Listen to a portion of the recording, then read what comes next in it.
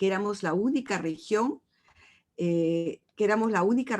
con tendencia ascendente en menores de 15 años, que no, lejos de reducir, habíamos incrementado este número, aunque aún en las estadísticas apareciera entre ese 2 y 4%, ¿no? Pero es un tema significativo en cuanto al tema de números y de población afectada. Y por el otro lado es que también somos la mayor, digamos, la región con mayor concentración de nacimientos en adolescentes. De hecho, es difícil no asumir la complejidad que tiene el embarazo adolescentes y que se concentran múltiples factores, factores sociales, esta ausencia de políticas y este escaso conocimiento del problema. Esto hace de alguna manera un mix que da sentido muchísimo a que sea un tema tan abandonado.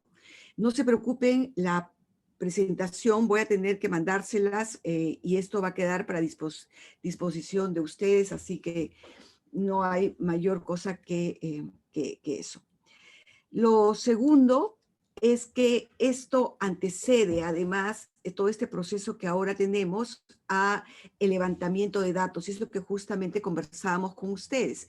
Y esto se inicia con un estudio que fue, si mal no recuerdo, entre 2016 y 2017, Vidas Robadas, que abarca 4 países y lo que se busca es identificar el impacto del embarazo entre niñas de 9 y 14 años, evidenciar los daños a la salud integral de niñas embarazadas y cuál es el acceso al aborto no punible en todo caso, porque ¿qué pasa con esta edad de 14 años? Que la mayoría de otros países está considerado como situación de violación, ¿no? Y además porque todas las evidencias señalan el impacto grave que tiene sobre la salud física, mental y además las condiciones sociales. Y algunos resultados que se identificaron de este estudio es definitivamente este incremento del embarazo infantil, que ya mencionábamos, cómo es que habían cambiado tanto en Ecuador, Nicaragua, Guatemala, por ejemplo. Se identificó el alto grado de complicaciones asociadas al embarazo infantil, que está además totalmente reconocido en la comunidad médica.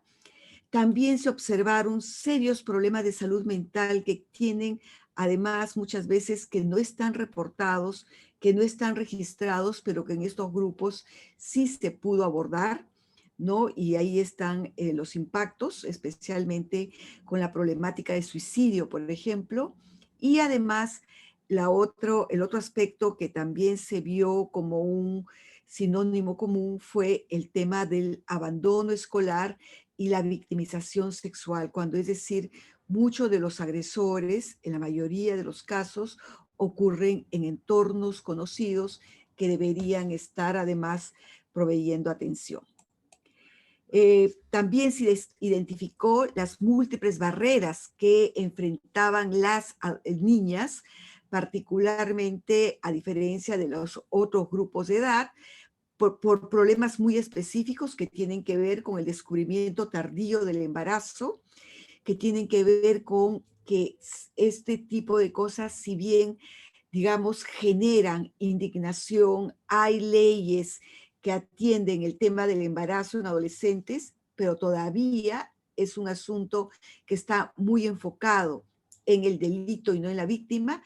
Y la otra cosa que se vio con mucha frecuencia es el tema de la violencia obstétrica, es decir, cómo se saca a la niña del entorno infantil a tratarla como adulta. El hecho de embarazarse, recuerdo mucho a alguien que decía, si ya se embaraza es capaz de parir, si ya es capaz de parir es capaz de ser madre. Entonces, este asunto tan duro es lo que nos lleva a digamos, a señalar como un problema serio.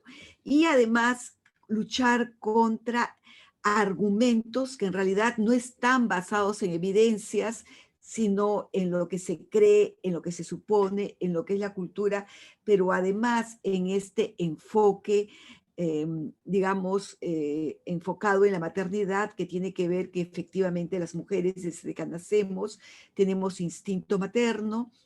Hablar de la peligrosidad del aborto, que en realidad cada vez más se demuestra que es un fake news, y además el supuesto daño emocional debido al aborto. Todo esto sin tomar en cuenta la cantidad de evidencias que justamente demuestran todo lo contrario. ¿Por qué el límite de 15 años? Es algo también que me parece muy importante focalizarlo, porque la mayoría de los casos se trata de delitos de violencia sexual. Hay un mayor riesgo a las complicaciones y el riesgo de discapacidad, y discapacidad social, emocional, física, que están además refrendados en todos los daños que se han descrito. Y hay una mayor mortalidad perinatal e infantil, es decir, las niñas son sometidas a embarazo cuando esos hijos de estas niñas tienen mayor riesgo de enfermar y morir y de menor desarrollo, ¿no? Y además son embarazos difíciles de evitar. Ese es el otro tema muy complicado, porque por lo general estas violaciones se dan, como ya señalábamos, en el entorno doméstico y donde además la niña es sometida y inclusive se hace parte y esto genera una serie de situaciones de invisibilización.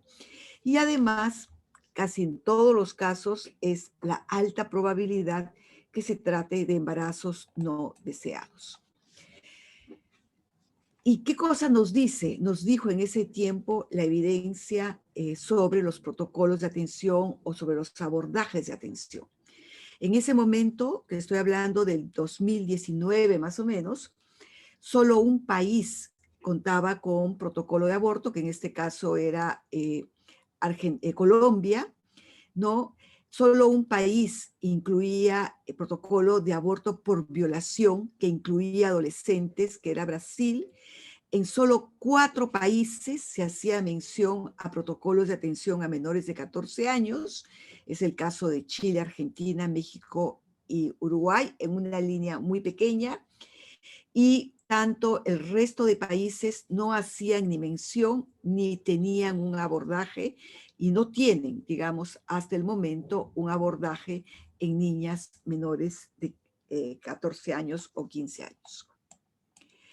Entonces, es allí donde surge esta idea de trabajar los lineamientos para el diseño del protocolo y se lanza una iniciativa que luego tomó el nombre de Protegerlas Ya, que es parte de una campaña muchísimo más amplia que luego nos explicará Jorge. Bueno, estos lineamientos, ¿en qué consistieron básicamente? Es un documento que tiene la finalidad de contribuir al desarrollo de políticas que buscan que los estados se alineen en marcos de atención que responda, por un lado, a las evidencias y a las recomendaciones internacionales, pero sobre todo que procuren dar una protección integral a las niñas, porque esas son situaciones complejas que tienen que ver no tan solo con embarazos no deseados, sino con contextos de altísima violencia y que además no es un tema menor. En América Latina se estima que al menos una niña menor de 15 años ha sido violada en su vida de cada 5. O sea, es un porcentaje sumamente alto. La prevalencia de violación sexual en niñas se calcula más o menos en un 20%. Entonces, ¿qué cosa es lo que procura aportar estos lineamientos a la política pública? Uno, garantizar la restitución de derechos de las niñas y adolescentes con embarazo no intencional, que es el tema, el foco central de nuestra intervención. ¿Y esto qué cosa implica? Una respuesta oportuna en los establecimientos de salud.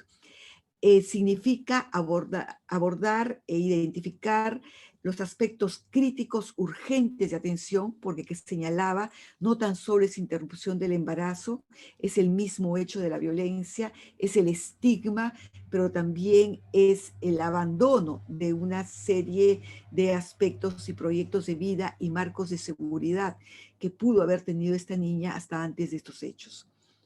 También lo que se quiere es prevenir los daños a futuro, porque lo que se demuestra justamente que los casos de embarazos en menores de 15 años dejan serísimas secuelas. Entonces, eso es lo que hay que enfrentar. Y finalmente, buscar y fortalecer que las políticas generen condiciones de acceso a la justicia y sobre todo cortar con esta cadena de victimización. El aprendizaje que las normas, las leyes da son generalmente posturas muy sólidas que luego ayudan a seguir profundizando y era la idea justamente de lanzar esta iniciativa. Para elaborar este documento, quiero señalarles que se ha hecho un gran esfuerzo, primero, porque los países tienen distinta normatividad.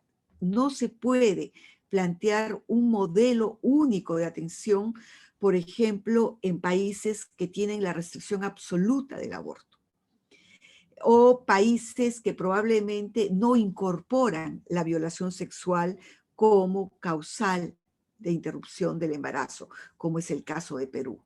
O países, por ejemplo, que sí incorporan, pero que las leyes no lo cumplen. O países que efectivamente sí tienen la opción de hacerlo. Entonces, como no se puede plantear un solo modelo, es que generamos primero una gran consulta para ver cuáles podían ser los consensos. Y esos consensos han pasado por lo menos por 3 o 4 fases. Una, efectivamente, el de sistematizar toda la evidencia, tanto médica como jurídica, como normativa, y entender cuál es el mapeo del estado de la cuestión en nuestros países. Y esto se ha generado en base a estas discusiones, digamos, que hemos ido teniendo en los distintos espacios que se han generado en el marco de CLACAI. Nosotros también hicimos un desarrollo analítico a cargo de especialistas que nos permitió también levantar un documento que no sé, creo que ya los hemos puesto a disposición de ustedes, que es digamos, uno de los documentos más completos y de alcance regional, donde se establecen tanto el aspecto social, médico como jurídico respecto a esta temática. Y además, también esto nos dio la oportunidad de comenzar a pensar cuánto cuesta no atender. ¿Por qué? Porque muchos de los países inclusive abordan esta problemática desde el tema del costo más que del beneficio. Y teníamos un caso muy importante en el caso de Perú, del caso LC, que habíamos llegado hasta las Cortes Internacionales y que tuvimos la posibilidad de hacer un resarcimiento económico con el Estado. Pero luego nos encontramos con la difícil tarea de decir, ¿y cuánto cuesta esto para una víctima? Y es ahí donde hicimos los primeros esfuerzos por hacer un costeo de la victimización. Bueno, en este estudio también incorporamos un análisis de costeo para que las organizaciones que hacen litigio estratégico o quienes quieren demandar al Estado puedan también hacer un estimado de costos. Y todos estos materiales se llevaron a un taller de expertos y son lo que finalmente, luego de consultas, nos han permitido tener este documento. Entonces ha pasado, como le decimos, cerca de 2 años de revisión y por eso creemos y confiamos en su contenido. ¿Qué es lo que ofrece el documento que les hemos compartido con ustedes? Es entender el problema de América Latina y sus evidencias para su abordaje integral. Y esto es algo que entregamos como un aporte para que ustedes también puedan conversar y generar debate, levantar data, ver qué cosa falta. Entonces, un poco generar este piso común en el cual estos lineamientos empiezan. Se hace una breve referencia a determinantes como magnitud, las características del fenómeno para entender inclusive el tema de la victimización sexual, ¿no? Que generalmente es muy compleja, pero que cada vez conocemos más cómo se presenta. El tema de las consecuencias adversas del embarazo y esta maternidad forzada y además cuáles son las fallas de las respuestas institucionales. También se hace una breve referencia a los marcos normativos, a las legislaciones internacionales y la protección de derechos, particularmente de las niñas y niños, que nos ayuda a mirar este enfoque bajo la premisa de protección de quienes son las, digamos, afectadas directamente por los vulneradas en sus derechos humanos, ¿no?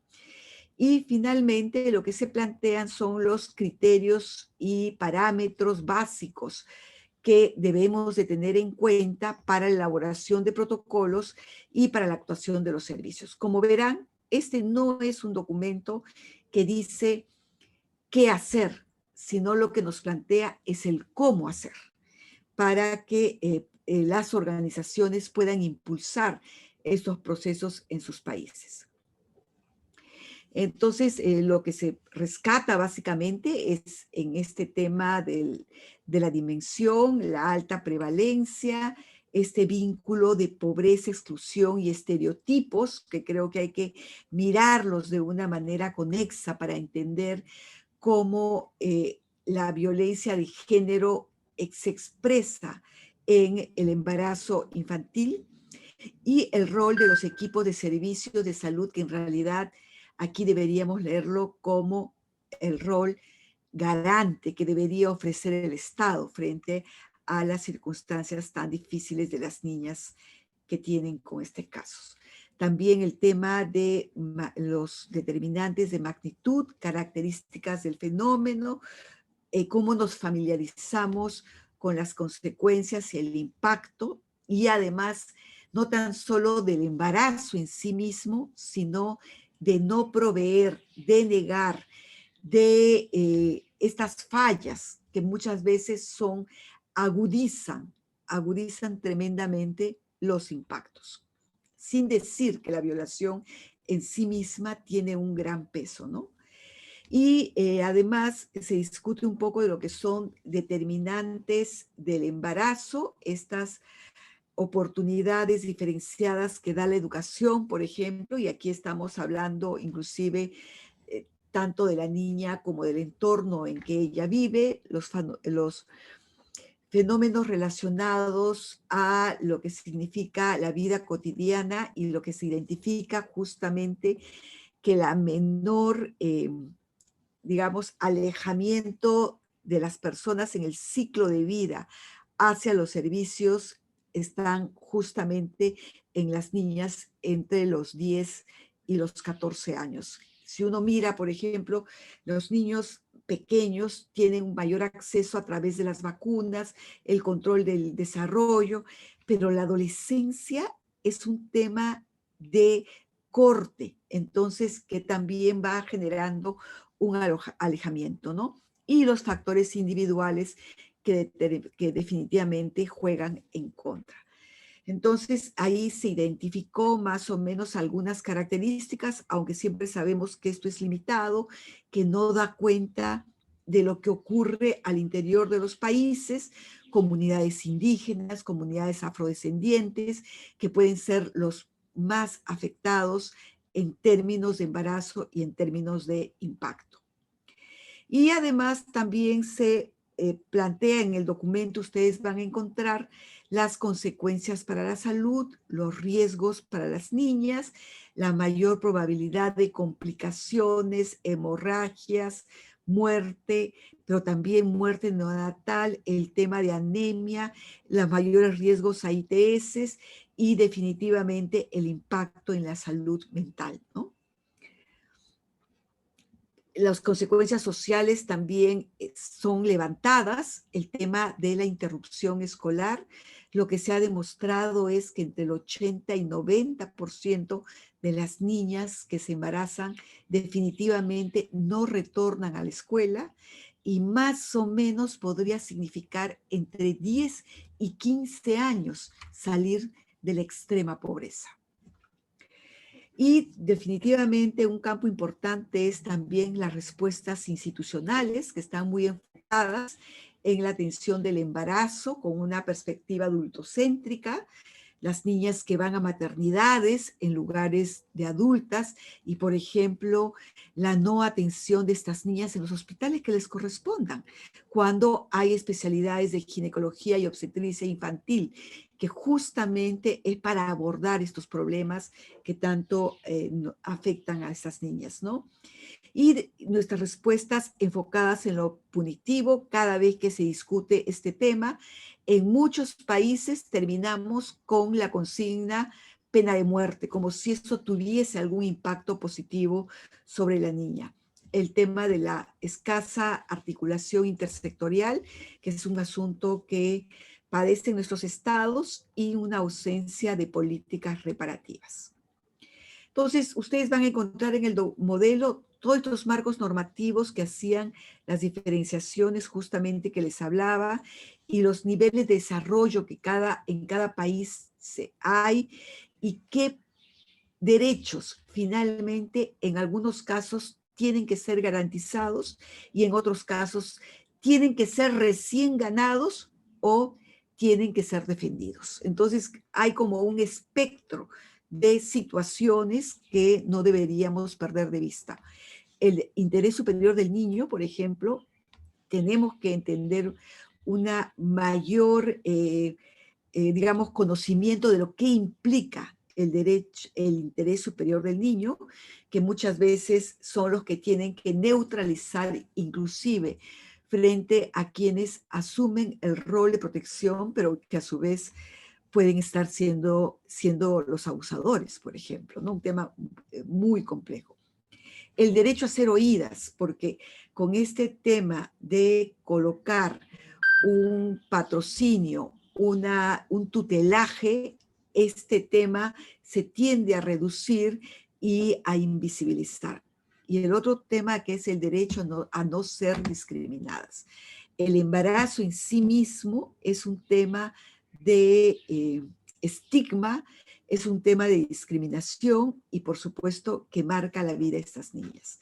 Entonces, básicamente lo que se trata es cómo hacemos un piso común para el derecho de las vidas y salud de las niñas que ya cursan con embarazos forzosos. Esas niñas no tienen por qué perder su derecho a la salud, no tienen por qué dejar de ser protegidas de la victimización sexual y también cómo se aborda esta protección integral de este grupo de niñas que muchas veces constituyen estos grupos NN, ¿no? Ni aquí ni allá, y creo que es parte importante que hay que seguir trabajando. ¿Qué recomendaciones se aporta en estos lineamientos? Primero, lo que se plantea es que la detección tiene que ser buscar que cada vez más esta detección sea lo más temprana y que permita una intervención oportuna.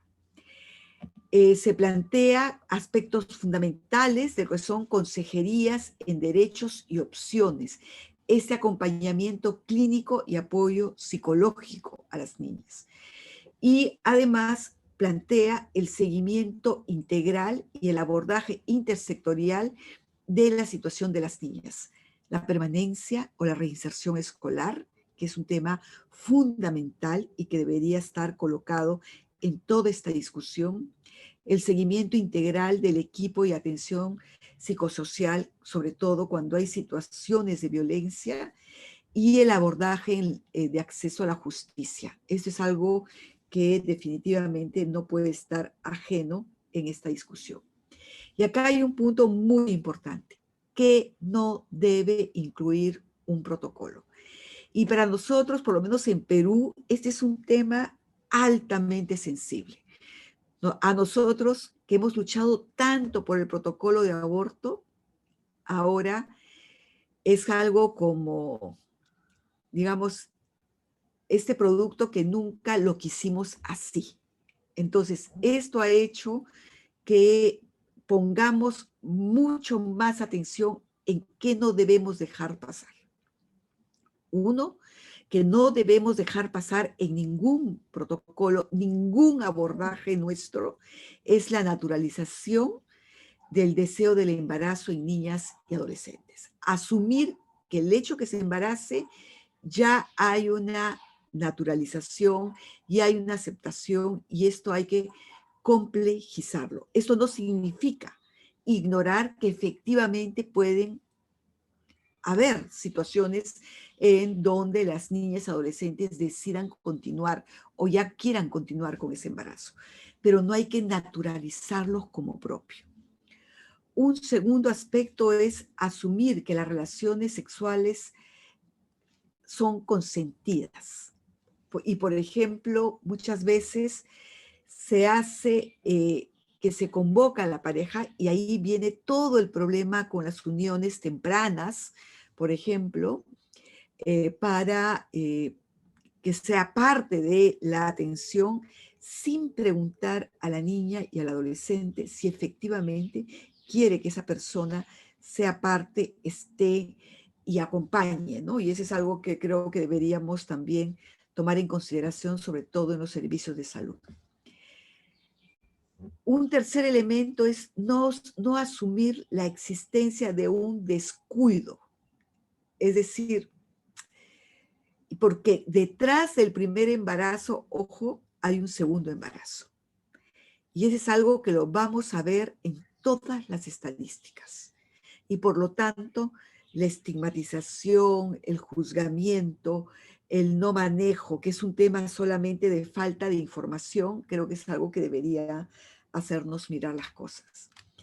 Y un último aspecto es que los embarazos forzados de niñas y adolescentes deben en todos los casos considerarse situaciones excepcionales. Y esto, ¿por qué se plantea? Porque muchas veces lo que se hace es, bueno, como hay un tema de término, de límite, de tiempos, entonces no podemos normar en cuanto a tiempos. Cuando el tema del tiempo debería ser siempre evaluado en función de cuál es el beneficio y cuál efectivamente es el mecanismo que va a proteger a esta niña y no exponerla a situaciones extremas. Por ejemplo, en el caso nuestro, tenemos un protocolo que plantea un límite de las 22 semanas. Y puede hacer que la niña tenga 8 años, pero como ya llegó a las 22 semanas, esto se tiene que continuar. Y lo que se discute es eso, que si bien es cierto para todas las mujeres, el tema de la edad gestacional, digamos hasta antes de la inviabilidad fetal, es un tema que se tiene que ya se zanja por la edad gestacional, es no mirar los impactos adversos. Pero en una niña, estos impactos adversos sí pueden ser absolutamente fatales, como también lo pueden ser las mujeres adultas, pero mucho más en el tema de las mujeres, de las adolescentes. Este es un poco el marco que yo quería compartir con ustedes. No sé si tienen preguntas antes de entrar a explicar la campaña, pero espero no haberme tomado mucho tiempo.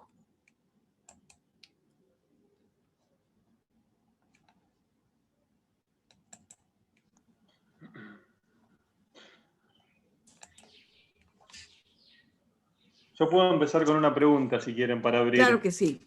Mil gracias, Susana. Muchísimas gracias por la amabilidad para presentar esta campaña que Empower no financia. Le financiamos otro trabajo a Promsex, pero que nos parecía que era pertinente darla a conocer por el foco poblacional que tiene. Susana, quería preguntarte si el trabajo de la campaña enfoca en el componente reparativo, luego de que ocurren los casos de violencia sexual, o si también tiene algún componente preventivo, como por ejemplo promover la educación integral en sexualidad, que tiene componentes de prevención de la violencia basada en género, incluida la violencia sexual, etcétera, que es probablemente el campo, el preventivo, en el cual más fuertemente se enfocan nuestras asociadas en los 5 países de América Latina en los cuales estamos presentes, ya sea facilitando o dando educación integral en sexualidad en sus propios espacios institucionales o en alianza con las escuelas del sector público. Gracias, querido, por presentar esta pregunta. Efectivamente, digamos, para nosotros la campaña Protegerlas Ya es una campaña absolutamente complementaria a lo fundamental que tú estás señalando, que es justamente evitar llegar a esta situación. Y de hecho, lo más importante, digamos, para llegar a esta situación es justamente la educación sexual, son los entornos seguros y es la generación de políticas mucho más vinculadas al componente educativo y es algo en lo que inclusive a nivel regional hemos llamado como el tema de niñas no madres, que a veces sería como casi un intermedio, pero hay todo un componente de prevención que es fundamental y es efectivamente el lado que trabajamos con ustedes y que gracias al apoyo de Power hemos podido como cimentar en todo este tema preventivo. El tema de protegerlas ya, más bien se enfoca en qué pasa con estas niñas que no han tenido la oportunidad de evitar este segundo proceso. No sé, Ros, si tú quieres complementar a esta parte. Sí, creo que, digamos, que es, y lo que señala Daniel, me voy a permitir un poco, no sé si ven mi pantalla ahí. Sí, ¿sí? Esta es la parte, digamos, es una campaña y es un proceso que antecedió a Protegerlas Ya, ¿no? Que antecede a Protegerlas Ya y que se engarza y se suma al trabajo con un enfoque en la niñez, en este espacio donde decía Susana, está la primera infancia como muy bien armada desde el lado de los servicios, pero luego cuando las niñas entran a la adolescencia temprana, hay como un quiebre, ¿no? Hay como un quiebre porque dejan de acudir a los pediatras y quedan como en un limbo porque no llegan a los ginecólogos tampoco ni nada, y entonces hay como una sensación de desatención, ¿no? Entonces, esta es una campaña que, como ya se ha señalado, tiene una ruta, la campaña y el proceso en realidad de Niñas No Madres inicia en el año 2016, estando involucradas organizaciones regionales, CLACAI, Pepe Global, ¿no? GIRE en ese momento, Amnistía Internacional, y tiene un aterrizaje a nivel de los países, que es también la ruta que está tomando Protegerlas Ya, ¿no? Pero esta campaña de Niñas No Madres también tiene un aterrizaje en cada país, y en Perú, propiamente dicho, también tiene esta es la página web, nosotros les vamos a dejar el link. Es un movimiento regional a favor de los derechos, ¿no? De las niñas, en la misma lógica de lo que Susana señala, ¿no? Ustedes van a poder visitar acá, digamos, nosotras visibilizamos la maternidad esforzada, los embarazos forzados, ¿no? pero también con una demanda al Estado para evitar estas situaciones, ¿no? O sea, a partir de los casos, y sí, vamos a pedir reparación, lo que queremos es que los estados generen políticas públicas para prevenir. Entonces, esta campaña sí hace incidencia en políticas de educación sexual integral con enfoque de género, por ejemplo, ¿no? Es uno de los pilares de esta política, o el acceso de las niñas que son víctimas de violencia sexual a servicios de prevención donde puedan tener el acceso al kit de emergencia, ¿no? Donde está incluida la anticoncepción de emergencia, ¿no? Como una parte preventiva, ¿no? Entonces, digamos que esa es la historia. Ustedes van a poder como conocer bien. También hay una parte, la campaña Niñas No Madres tiene un foco en la prevención, pero también en el litigio emblemático, que esa es otra de las estrategias que tiene la campaña Niñas No Madres, ¿no? Esos son los casos, ustedes pueden ver: Camila, Fátima, Lucía, Norma y Susana. Camila es un caso peruano, ¿no?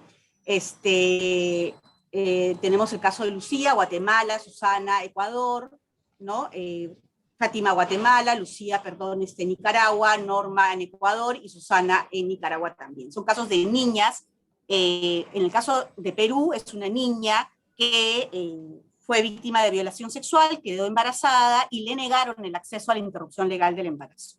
Y además fue perseguida y criminalizada por el Estado, quien la sometió a un proceso judicial y la encontró culpable de aborto consentido, ¿no? Y fue apelado todo, pero la niña fue encontrada culpable. Entonces, también se enfoca en ver cuán revictimizador es este Estado, esta sociedad que no llega a prevenir los embarazos, ¿no? Llega tarde y encima criminaliza a las niñas, ¿no? Entonces, ustedes van a poder encontrar ahí mucha información. Nosotras también hemos tenido, acá hay digamos, perdón, acá ustedes van a poder encontrar, no sé por qué, hay documentos, hay datas no me carga la parte de documentos, no sé por qué, ahorita lo he estado viendo, pero bueno, hay documentos, información, argumentación, porque nosotros implementamos ya en Perú una metodología de incidencia que se llama Micaela, y que es lo que hacemos en el trabajo conjunto con Empower, y es como una campaña regional, ¿no? Por ejemplo, en este caso, de Niñas No Madres o Protegerlas Ya, aterriza en un territorio, ¿no? Aterriza en Lima, aterriza en Madre de Dios, aterriza, digamos, en Piura, bajo un modelo de incidencia que tiene distintos pasos: la M de motivación, la I de buscar información, ¿no? La C de conexiones, el tema de poder conectar con varias instituciones; la A de actuar, de los pasos que se van a dar, de los planes de incidencia que se elaboran, ¿no? Y la E de evaluar la abogacía. Siempre hay que evaluar todo lo que uno implementa. Entonces, digamos, más en el piso nacional, nosotros nos articulamos a lo regional, pero utilizamos una estrategia propia, acorde con el contexto, por supuesto, para motivar o el desarrollo de nuevas políticas públicas o la implementación de políticas públicas existentes que no se implementan, ¿no? Para mejorar el acceso de las niñas a los servicios de prevención, a los servicios de atención y a los servicios de reparación, ¿no? Ya en este piso de territorio nacional tenemos como, digamos, y eso motivó a nosotras, lo que decía Susana, de la ausencia en el piso regional. Nosotros nos dimos con esa realidad también en Perú: acopiar información, elaborar información, estudios, hacer mapeos situacionales y de actores, de actorías en nivel nacional. Todo lo que Micaela, como herramienta de incidencia, a nosotras nos ha guiado en varios procesos, ¿no? Entonces, es más o menos así como PROMSE se articula al piso regional en un territorio, ¿no? No sé si por ahí también complementando un poco. Y en Protegerlas Ya, lo que también hemos hecho es, por supuesto, motivar, saber identificar cuál es el problema en Perú, ¿no? Con las niñas madres, que si uno ve la data que se tiene, ya logra ser un poco más visible, jalar, sacar data del Estado, ¿no? Y sobre todo empezar un proceso de diálogo con el Estado. Hemos hecho eventos a nivel nacional para posicionar el tema, hemos colocado el tema con los ministerios para que se incluyan en las políticas públicas mención a que esas también acogen a niñas. No hay protocolos, digamos, propios, pero sí hay como unas menciones que, sobre todo en COVID, el COVID ha sido una oportunidad, y eso es algo que también quiero comentarles y contarles. La situación de pandemia, así como ha sido totalmente devastadora, también ha sido una oportunidad para que, digamos, al menos en Perú, los ministerios pongan atención a la situación de las niñas e incluyan en sus protocolos o en sus lineamientos, muchos de ellos muy recientes, que también acoge a las niñas víctimas de violencia sexual, ¿no? Entonces, y hace menos de 2 semanas se han aprobado recientemente los lineamientos de educación sexual integral en el Perú, lo cual también se da como una oportunidad porque en pandemia el tema de la violencia en las casas, en los hogares y la educación, digamos, como se ha venido dando, se ha visto como ya perentorio y que no se puede postergar más la aprobación de estos lineamientos, ¿no? Entonces, así como estos contextos de crisis son muy amenazantes, ¿no? También pueden ser espacios de mucha oportunidad, ¿no? Para desarrollar acciones de cabildeo o acciones de acercamiento a las autoridades en los territorios y sobre todo de acercamiento a las niñas, a las adolescentes y a los jóvenes para darles voz, para amplificar sus voces, ¿no? Y que realmente se puede identificar las situaciones de problemas. Susana ha salido porque tiene una reunión que empieza a las 10 y yo voy a darle paso un poco a Jorge para que él termine dando una idea de cómo se estructuran las campañas regionales y cómo también una organización como Promsex de piso nacional toma esos procesos, digamos, regionales para el trabajo en territorio, ¿no? Jorge. Gracias, Daniel. No sé si hay algo... Sí. La pregunta mía fue un poco a modo de provocación bien intencionada. En muchas ocasiones las organizaciones vemos erróneamente, creo yo, como 2 espacios escindidos, el de prevención y el de reparación / atención. Y la mayoría de los programas que apoyamos, como dije antes, están enfocados en los aspectos preventivos. Sin embargo, recuerdo una conversación que no tuve hace tanto tiempo con Esperanza Salcido de Sicanda en México, donde ellos trabajaban muy activamente el tema de educación integral en sexualidad, foco de equidad de género, prevención de violencias, etc. Y Susana me comentaba que, bueno, la realidad se les empezaba a colar por la ventana en el sentido de que aparecían niñas que habían sido víctimas de violencia. Bueno, y eso desestructuraba un poco el programa en el sentido de no saber o no tener preparada una ruta de atención y de apoyo a esas chicas, con el agravante adicional de que en muchos casos, como señalaba Susana, los casos de violencia sexual sean en el propio ámbito familiar, lo cual genera desafíos mayores aún. Pero bueno, nada, quería dar ese contexto. Perdón por la interrupción. No, sí, porque además, Daniel, la prevención no es que acaba cuando la niña no es víctima de violencia o no es víctima o no tiene un embarazo forzado. La prevención es algo que acompaña a todos los procesos porque las niñas son revictimizadas, ¿no? Entonces, justamente el enfoque preventivo es un enfoque que acompaña a la atención, a la reparación, porque queremos prevenir más daño, ¿no? Entonces, creo que también hay que mirar así a la prevención a lo largo de todos los procesos, ¿no? Rosina, antes de Kate. continuar, Pera tiene la manito levantada. Entonces, Pera, si quieres, cuéntanos. Yo tengo una duda. Bueno, tenía varias, sí. pero ya Rosina, con lo último que dijiste, como de estas oportunidades y experiencias que ustedes identificaron desde los diálogos que decías hasta aprovechar estas crisis del COVID. Esa era parte de la respuesta que estaba buscando, pero ahora me surge otra pregunta. El protocolo y la campaña es como dirigida al Estado, pero el Estado en sus múltiples niveles, me imagino yo. Pero, bueno, en México, no sé en Perú, porque desconozco cómo está su organización política, pero en México la toma de decisiones es en gobierno federal. Federal. Entonces, cuando se aterriza en la práctica, se aterriza ya con asignación de un presupuesto, ya con asignación de ciertas acciones, entonces ya no existen políticas públicas a nivel local, contextualizadas a los problemas. Entonces, el protocolo, me imagino que también está pensado en estos 3 niveles, o no está pensado, solo está pensado para ser dirigido a gobierno que toma decisiones.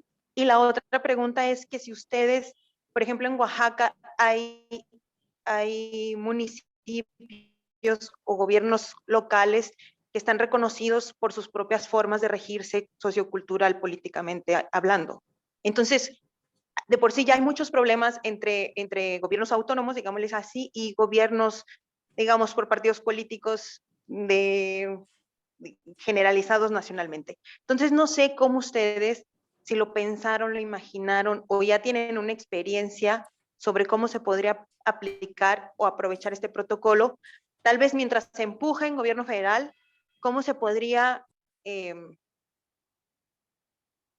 no sé, cómo aprovechar a nivel local cuando no se toman decisiones, ¿no? Gracias, Pera. Yo te cuento de una experiencia propia en Perú. Cuando nosotros empezamos a impulsar el protocolo de aborto terapéutico, empezamos por el piso nacional, por el Ministerio de Salud, digamos, ¿no? Aquello que tiene, Perú no está, no es un estado federativo, es nacional y es, sí, regiones, pero se llaman gobernadores, pero en realidad es un proceso como más o menos por el tema de contexto, ¿no? Todo se sigue rigiendo, el ente rector es el Ministerio de Salud, ¿no? Y pasamos tiempo haciendo documentos y tras documentos y no se aprobaban y no se aprobaban. Y nosotros lo que teníamos eran los lineamientos de la OMS. Creo que eso de protegerlos ya son como esos lineamientos, ¿no? Que dicen a los estados cuál es el mínimo estándar que deben de reconocer en un documento de política pública.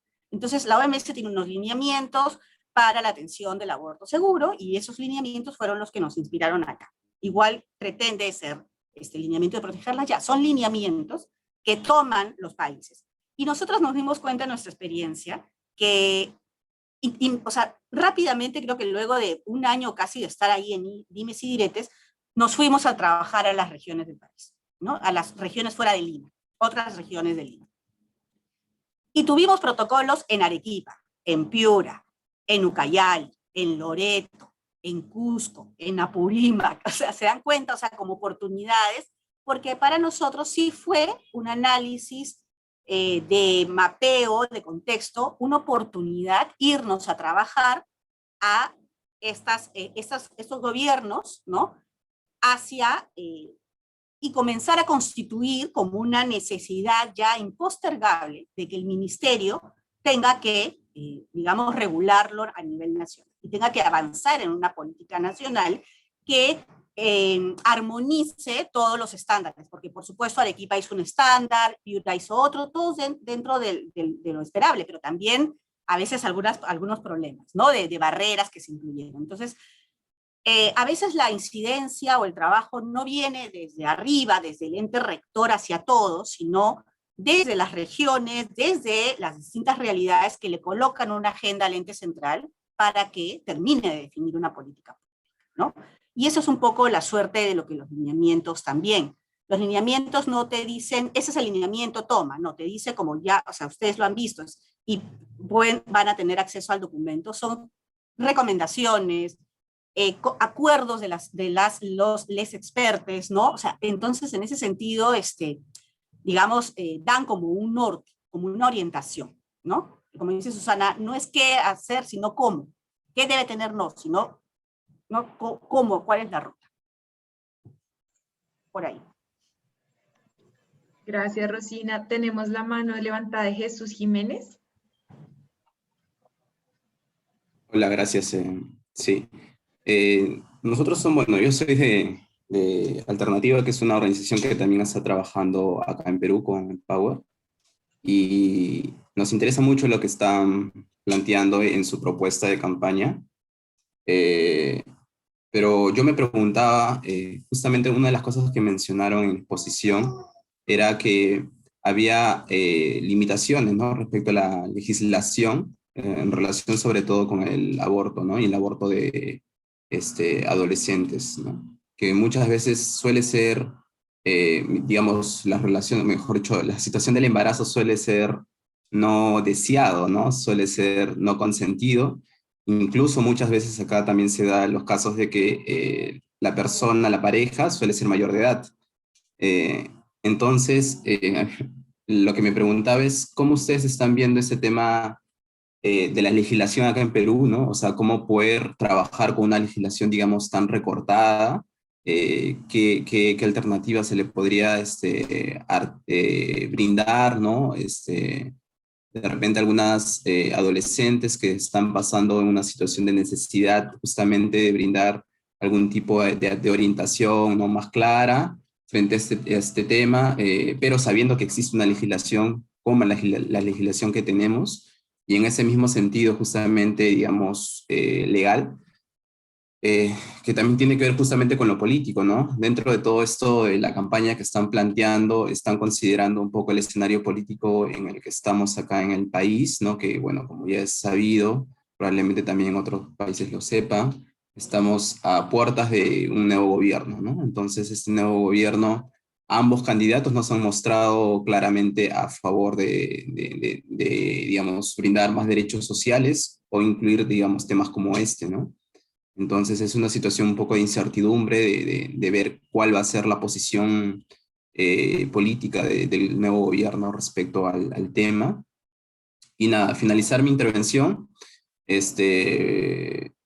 invitándoles a ustedes como PRONCEF que nos gustaría mucho contar con materiales de difusión para también llevarlo a los colegios con los que trabajamos.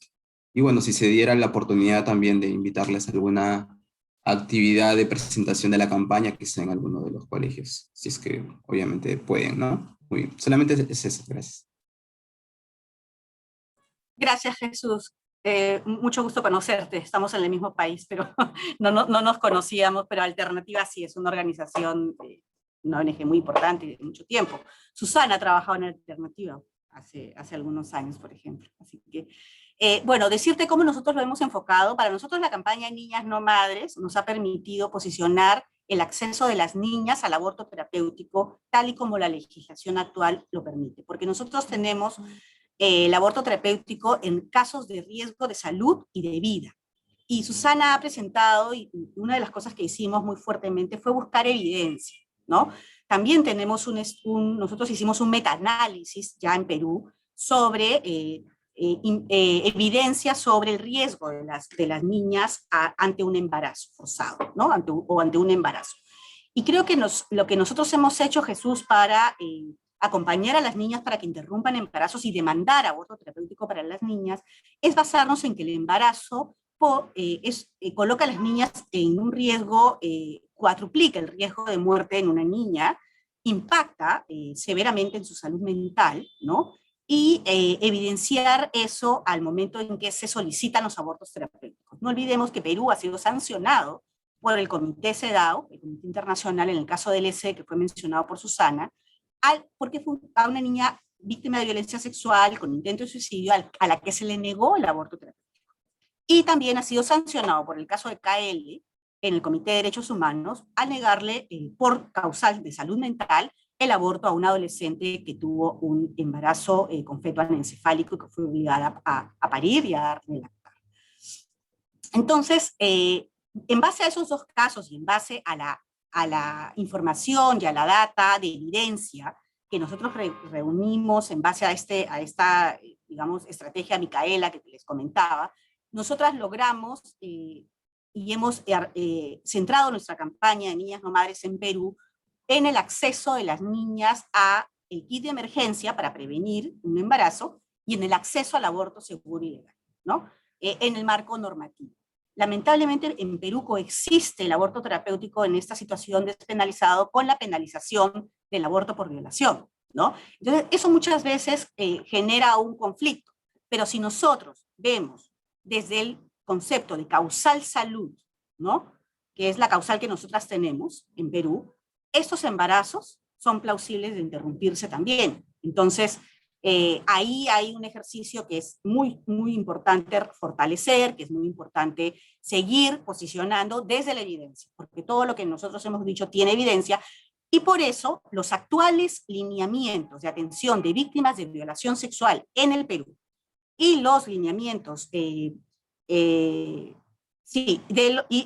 los protocolos de acción conjunta entre los servicios de salud y los del Centro de Emergencia Mujer en Perú incluyen la información sobre aborto terapéutico en niñas, ¿no? Entonces, esos son, estos lineamientos son nuevos, son creo que del año pasado, si mal no recuerdo. Los protocolos sí son de hace 2 años, pero los lineamientos de atención a las víctimas, tanto del MIM como del Ministerio de Salud, que recientemente han sido emitidos, incluyen el acceso al aborto terapéutico para las niñas en caso de violación sexual. ¿Okay? Ya está incluido en una normativa nacional en todo caso. Y bueno, nos contactas y con mucho gusto Jesús de acompañarles en los espacios que consideren. Gracias. Andrea.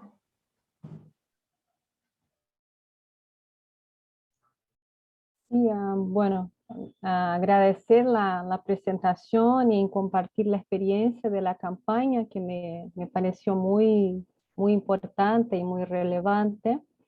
No sé si una pregunta, pero me alegró, Daniel, traer el tema de la prevención y el rol de las escuelas, porque cuando escuchaba la presentación pensaba mucho en esta fase anterior, ¿no? A garantizar el aborto y la acogida a las niñas madres o que vivenciaran el aborto. Sería la prevención, entonces toda la estrategia de articulación, de acceso a información, ¿no? Y el rol de las escuelas, porque lo que vemos acá en Brasil es una dificultad muy grande, ¿no? No solamente en Brasil, pero de llevar estos temas adentro de las escuelas, y eso pasa no solamente por una falta de capacitación de los propios maestros y maestras, pero también por todas las resistencias ahí en temas de morales, cultura y religión. Entonces, cómo también llevar este tema, que es aún más polémico si uno trata del tema del abortamiento, ¿no? Y una otra dimensión que sería muy importante de traer es que pensando un poco en que Pera trajo de cómo incidir, claro que cada país hay cada realidad con su estructura administracional y todo, pero cómo incidir a nivel federal, ¿no? Pero también a nivel, en caso de Brasil, estadual y municipal. Y pensar en eso también en estrategias políticas. Trabajamos mucho con la idea de las brechas. Por ejemplo, en Brasil, además de conocer el contexto de las políticas y de las leyes, de los posicionamientos que existen, es un eterno posicionamiento de resistencia para evitar retrocesos, no solamente para garantizar otros, pero para evitar retrocesos. Y solo para traer una información relativamente reciente, en Brasil ahora tiene un proyecto de ley que es una, no sé cómo se dice en castellano, pero bolsa estupro. Es un apoyo, un recurso que se está planteando para las niñas y mujeres adultas víctimas de estupro que desean mantener, llevar adelante la gestación. Entonces son valores así muy, muy absurdos que uno hay que estar también. Entonces traía el elemento del monitoreo de las políticas y posiciones también como un elemento muy estratégico al pensar una campaña como esa. Ese sería un punto para traer ahí, para pensarmos conjuntamente. Y el otro sería, me gustó mucho la necesidad de pensar en múltiples dimensiones, no solamente acceso a servicios, protocolos, pero toda la historia y el contexto de estas niñas, ¿no? Sobre todo el tema de los proyectos de vida, sus trayectorias, ¿no? Porque en muchas de las actividades que hicimos acá en Brasil, el embarazo es como la única alternativa que estas niñas, sobre todo las en condiciones de mayor vulnerabilidad, perciben para un cambio de sus vidas. Sabemos que es una idea equivocada, pero eso es muy, muy fuerte y muy presente, y cómo es necesario desconstruir a eso, pero también hay que pensar muy estratégicamente cómo hacerlo, ¿no? Porque muchas ya están embarazadas o ya vivencian la maternidad y no sé, serían algunos elementos ahí. Gracias. Gracias, Andrea. A ver, varias cosas importantes, ¿no? Nosotras, bueno, acá están participando mis compañeras que están directamente involucradas en el trabajo territorial, en Madre de Dios, que es el apoyo que Empower viene dándonos en Alianza hace bastantes tiempo, ¿no? Y ahí una de las cosas en las cuales no hemos podido soslayar es el trabajo con escuelas, ¿no? El trabajo con los docentes, que hay algo que creo yo que también nos ha ayudado muchísimo a bajar como la especie de resistencia, y es que hay un punto común de rechazar la violencia.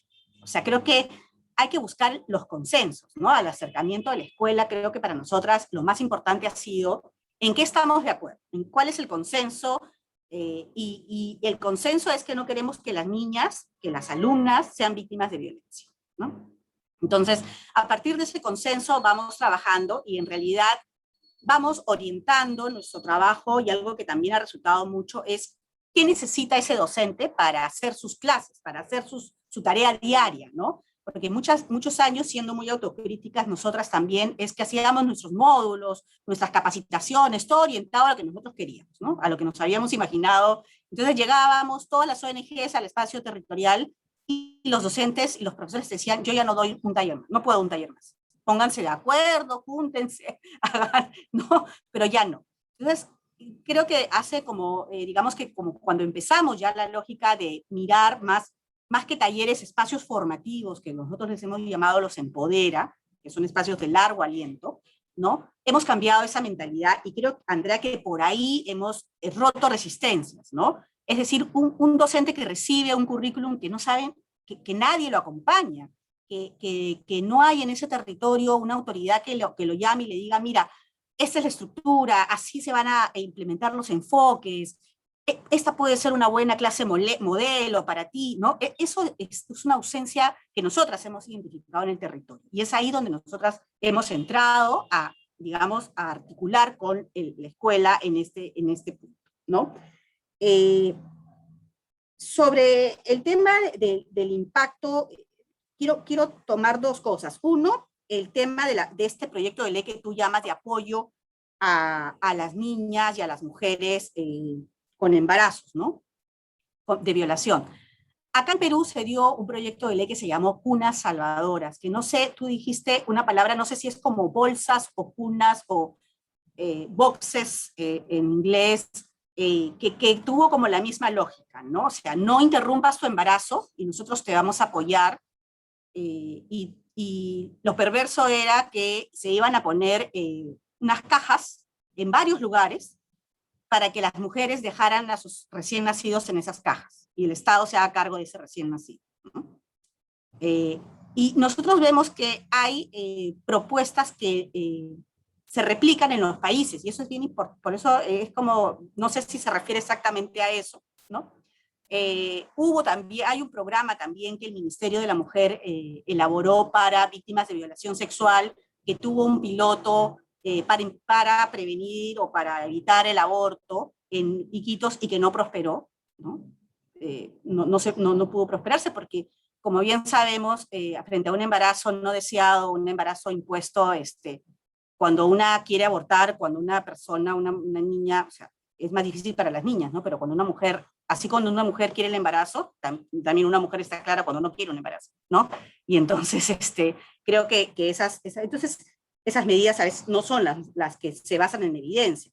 Entonces nosotros tuvimos esa propuesta de Cunas Salvadoras, que yo se las comento, porque esa fue una campaña de no retroceso, ¿no? Por ejemplo, para que no se aprueben proyectos de ley que nos hagan retroceder, y entonces ya no es necesario el aborto terapéutico, el aborto legal, porque ya ahora todas las mujeres van a poder dejar a sus recién nacidos que no quieren en una caja.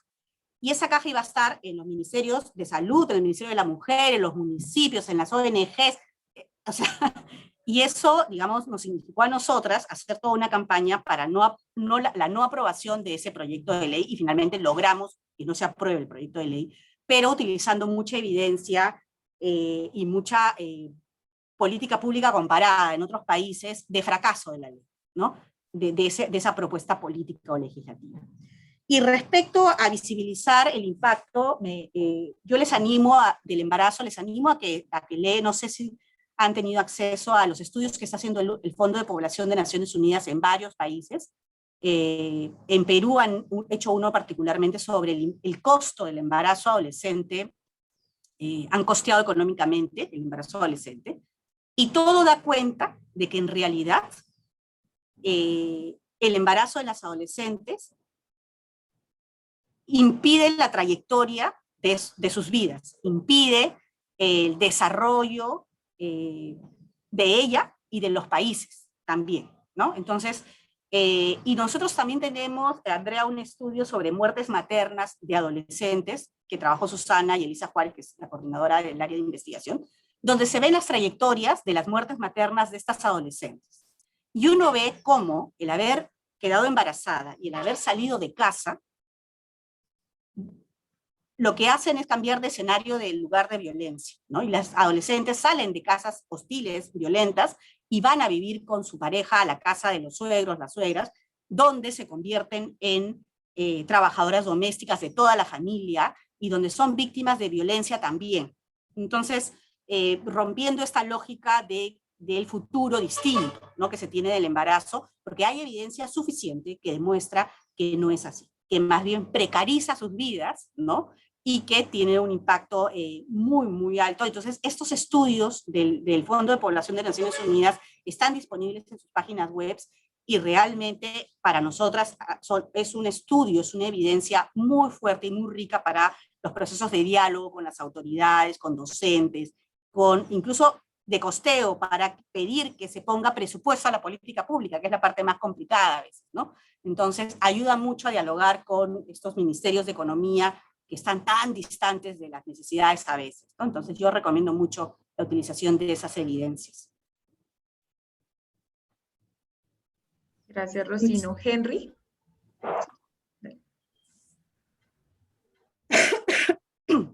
Buenos días para todos y todas, ¿cómo se encuentran?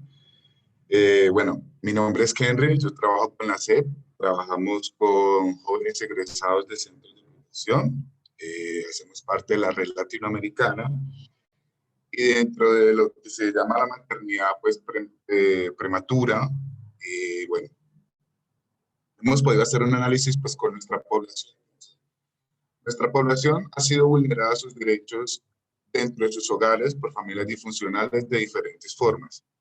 Cuando entran al centro de protección, hay también una doble vulneración, tanto por su defensor, que es el responsable pues, legalmente, que es un abogado, la coordinadora del centro de protección, el equipo psicosocial, su profesional de vida. Yo estuve en un centro de protección. La mayoría de mis compañeros que estuvo conmigo en un centro de protección son madres muy tempranas. Y en el análisis que hemos podido hacer nosotros de todo eso, es que muchas de nuestras jóvenes, los centros de protección, hablo de la población que yo trabajo, como le dijo la compañera anteriormente, terminan embarazadas, y es por una cosa, una de las causales, es porque no se identifican con su familia, entonces quieren construir una familia, que lleva a que pues de una forma sea obligada. Por ejemplo, hay niñas con las cuales hemos trabajado que tienen 12 años y su esposo tiene 25, 22 o 40 años. ¿Qué hemos podido nosotros hicimos apenas este año? Una de las estrategias que pudimos buscar fue con otra ONG, que se llama Fondo Lunaria, fue hacer una estrategia de Somos Familia.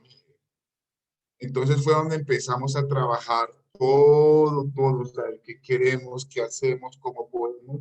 Y fue donde identificamos que realmente no se identificaban con familia, ni siquiera con sus compañeras que llevaban, no sé, 10, 5 años, ni con su equipo psicosocial, ni con su mamá. Entonces Entonces, la única solución que veían era salir de este centro de protección y por necesidad, o porque realmente quería, o porque era su objetivo, era encontrar una persona y embarazarse, tanto como en hombres como en mujeres. Entonces, bueno, eso era lo único que quería como agregar frente a todo lo que hemos podido hablar, y muchas gracias. Y también quería agradecer algo que es muy importante que dijeron ustedes, fue que la niña, la joven que queda embarazada entre 12, 13 y 14, así ya sea madre, que es algo a investigar, es, si ustedes la investigaron, es que hay que seguirla tratando como niña. Ah, no, es que si usted pudo embarazar, pudo quedar preñada, pues suma su responsabilidad. Muchas gracias. Muchas gracias, Henry. Gracias por compartir ese trabajo que han realizado. Me parece que es súper bonito esto de construir entornos y eso de Somos Familia. Gracias por compartirlo de verdad, porque necesitamos mucho conocer este tipo de estrategias, este tipo de trabajo que se vienen realizando en otros países, ¿no? Porque creo que compartimos una misma realidad, escuchándonos, nos enfrentamos a las mismas situaciones, a los mismos desafíos, ¿no? Comunes, y creo que también a entornos muy victimizantes, ¿no? Muy victimizantes para las niñas, y eso no es menor, ¿no? O sea, también este tema nos permite hacer una cruzada y una campaña fuerte para erradicar la violencia. Entonces, creo que también nos toca ese punto de estos entornos sumamente violentos en los cuales las niñas son polivictimizadas, ¿no? Ven en la maternidad o en la convivencia una salida, ¿no? Una opción nueva de vida. Y ahí también es qué rol están cumpliendo los sistemas de protección, ¿no? Porque creo que son sistemas a los cuales a veces nosotras, por ejemplo, nos estamos acercando recién, o sea, Ministerio de Salud, Educación, ¿no? Mucho, pero ¿qué pasa? Y ahí hemos empezado nosotros un trabajo con el Ministerio de la Mujer, con los centros de emergencia mujer y con la UDAVIT, la Unidad de Protección a Víctimas, porque hay que traer a la mesa a los sistemas de protección, ¿no? Las casas, los centros de acogida son lugares de revictimización, son lugares altamente vulnerables para las niñas, ¿no? Y entonces creo que es bien importante a este nuevo actor social, político, que es los agentes que están encargados de medidas de protección para las niñas y mejorar estas políticas de protección, estas políticas de cuidado, ¿no? Que no son fuertes en nuestro país. Hablo Perú, no es fuerte. Perú no tiene una política de protección y de cuidado, ¿no? Entonces, sí, de acuerdo. Gracias. No sé si hay tiempo todavía para ver algo más, para ver algo, si ya... Bueno, acá todavía permanecemos Jorge y yo, si es que quieren conocer la campaña. Nosotros igual todavía no hemos presentado la campaña, pero de todas maneras nos dicen. Sí, ahí Jorge ha mandado el link, ¿no? ¿Has puesto el link? He colocado la página web. Igual voy a teníamos una pequeña presentación de la campaña, como muy rápida, si es que desean como abundar un poco más de información acerca de la campaña. Sí, dale, creo que sí, ¿no? No sé, ¿sí? ¿Nos dan? Sí, listo. Sí, querido. Adelante. Listo, el micro es tuyo. Voy por agua. Okay. Ya, listo. ¿Sí se ve? Sí, se ve. Sí. Bueno, en la campaña de lineamientos, como ya lo explicó Susana, es un documento de lineamientos y no necesariamente un protocolo, ¿no? Entonces creo que eso, digamos, nos da como un paraguas para saber, digamos, desde dónde vamos a entrar hacia la campaña. El nombre de la campaña se llamó Protegerlas Ya, y fue una campaña construida de manera colectiva, ¿no? Ya tenía una bajada además que era por el derecho a seguir creciendo, ¿no? Porque esta posibilidad de seguir creciendo cuando uno atiende a una niña o un adolescente con un embarazo no intencional. Entonces, esa posibilidad, esa ruta que se abre en la vida de las propias personas, era aquello que queríamos expresar incluso desde el propio lema de la campaña. La campaña fue ideada y pensada colectivamente, como lo dije hace un momento, teniendo como base la realidad concreta de América Latina, ¿no? Primero, que somos la única región del mundo con tendencia ascendente de embarazos de menores de 15 años. Y segundo, que la mayor parte de esos embarazos son consecuencia de una situación de abuso en el interior del propio hogar. Y el mensaje principal para nosotros era, lo desarrollamos a partir de la necesidad de ejercer presión para que haya compromiso en la aplicación de estos lineamientos y así proteger a las niñas de Latinoamérica y el Caribe, ¿no? Esa, digamos, fue como nuestra premisa para llegar al mensaje principal. Y la audiencia, como hace un rato preguntaban, en realidad estaba pensada la campaña en activistas, investigadores, proveedores de servicios de salud y profesionales, pero que puedan contribuir a la disminución del aborto inseguro en Latinoamérica a partir de estos lineamientos, ¿no? La idea era justamente que se promuevan estos lineamientos y poder contribuir con eso a los protocolos que habían o a la realización de protocolos en lugares donde no lo había, ¿no? Y bueno, en la página web protegerlasya.com van a encontrar los lineamientos tanto en español, que se los pueden descargar, que es libremente, y los lineamientos también en portugués. Y aquí quería mostrarles el video de campaña, que no sé si todos lo han podido ver. De todas maneras quería mostrárselo, no sé si se ve.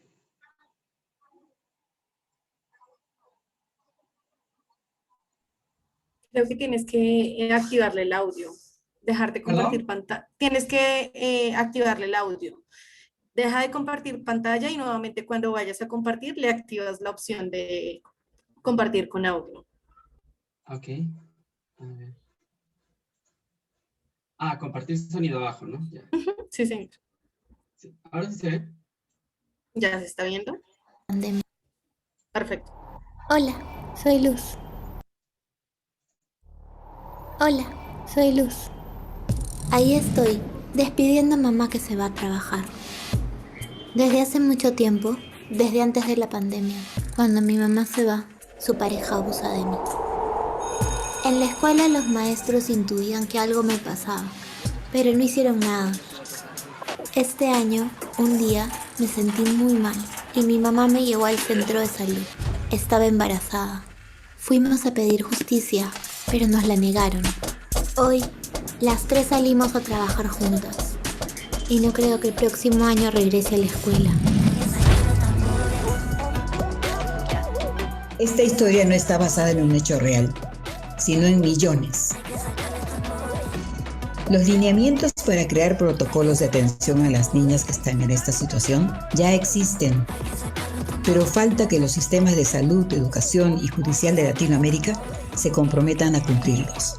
Necesitamos ejercer presión, protegerlas ya, por el derecho a seguir creciendo. Accede a los lineamientos y súmate a la campaña a través de protegerlasya.com. Sí, bueno, en el audiovisual lo que quisimos un poco expresar primero era esto de lo que se ha construido de la imagen del violador, ¿no? Siempre se piensa como un monstruo, como alguien externo, como alguien que está en la oscuridad, y en realidad está en la casa, está en la vida cotidiana de las personas, ¿no? Que es un poco lo que las evidencias nos dicen. Y lo otro es la posibilidad de que estos lineamientos puedan ser asumidos por las distintas instancias de los estados, que también, digamos, en el audiovisual intentamos colocarlo de manera precisa. Y a partir de eso también tuvimos la posibilidad de construir una página web que es Protegerlas Ya, como se los acabo de mencionar. Ahí van a encontrar absolutamente todos los recursos que hemos ido construyendo. Y también en la segunda fase, tuvimos dos fases en la campaña Protegerlas Ya. En la segunda fase hemos querido volver a retomar y desarrollar un kit comunicacional que también van a encontrar en la página y que pueden descargarse de acceso libre y que pueden también utilizar para sus propias campañas en sus propios países e impulsar la aplicación de estos lineamientos en los protocolos de atención a menores. Y pues nada, eso, y les invito a seguir visitando la página Protegerlas Ya, y bueno, esta es la página de Tlacay, que es un poco donde se aloja el proyecto y la campaña también. Si tienen alguna pregunta, alguna duda, aquí estamos.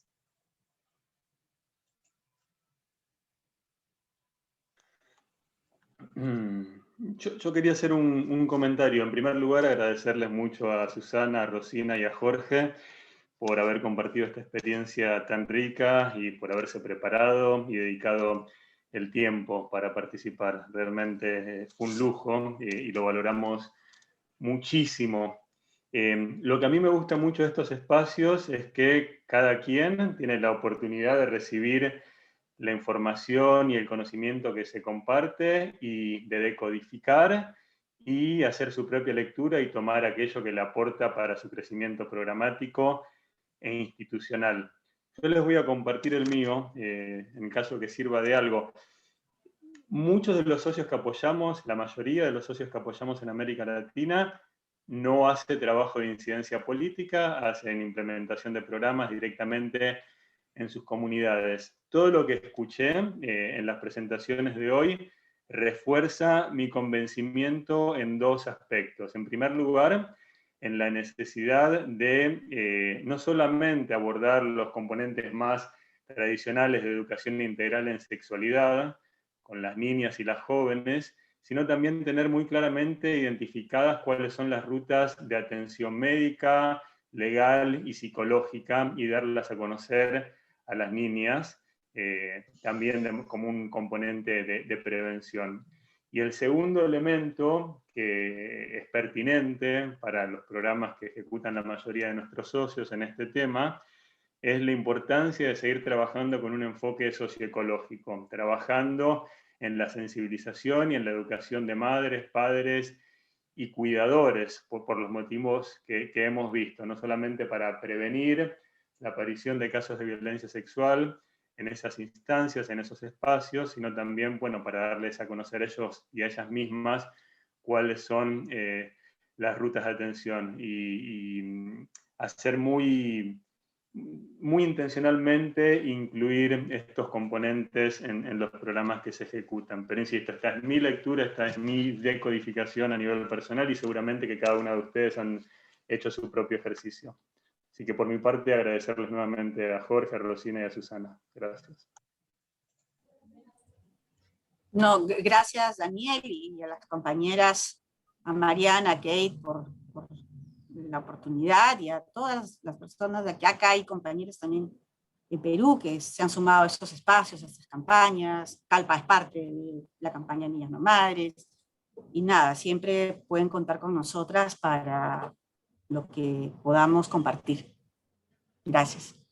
Muchas gracias. Pues de nuestra parte nos unimos a los agradecimientos. Definitivamente en nuestra reunión anterior sabíamos que podíamos aprender un montón de herramientas y tal vez plantearnos nuevas preguntas que como tiempo de juego también aún tenemos pendientes y que pueden enriquecer nuestro propio trabajo organizacional. Muchas gracias por poner el tema sobre la mesa, por generar tanta participación. Estamos muy contentas por eso. Y pues como verán, tal vez nos hemos retrasado un poco en la agenda, pero encontramos una oportunidad, una oportunidad para ajustar estas actividades y que las podamos desarrollar quizás asincrónicamente. Entonces, si les parece, vamos a revisar las otras actividades que teníamos pendientes, que es el ejercicio del Miró, que lo vamos a poner también en la plataforma IBP. Entonces voy a compartir acá pantalla. Bueno, nosotras nos despedimos entonces, ¿sí? Les dejamos a ustedes el... Gracias. Muchísimas gracias. Cuídense mucho. Gracias por la invitación. Cuídense mucho. Adiós. Hasta luego. Bueno, entonces les vamos a mostrar acá. En el IBP, en la plataforma de la comunidad de aprendizaje, para quienes aún no la tienen, ahora al finalizar vamos a tener un espacio de acompañamiento, quienes se quieran quedar, con todo el gusto.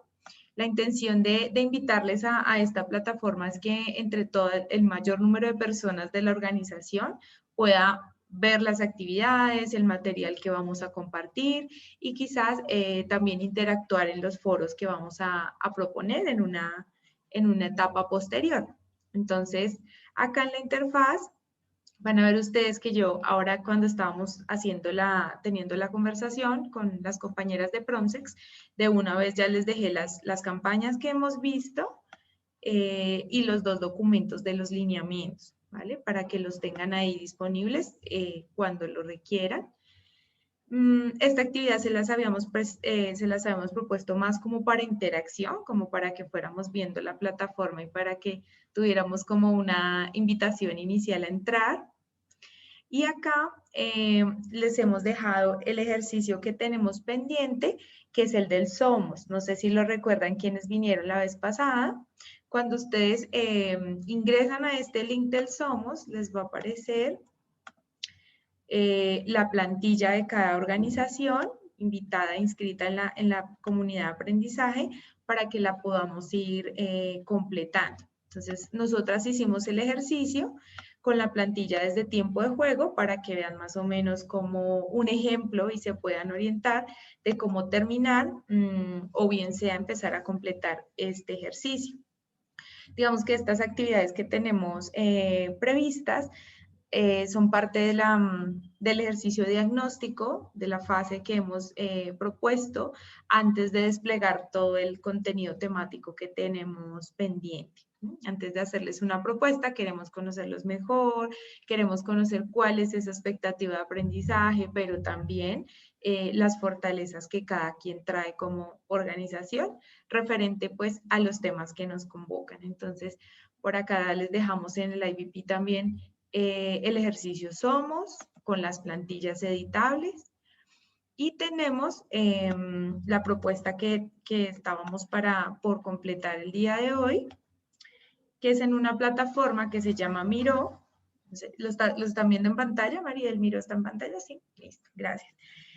Sí, Entonces acá lo que tenemos es una pizarra colaborativa con muchos posts, el nombre de cada una de las organizaciones, y la idea es que vayamos completando este ejercicio de acuerdo pues a cada organización. Entonces acá en algunas que teníamos alguna información, completamos como el nombre, cuántos años lleva trabajando y dónde está ubicada.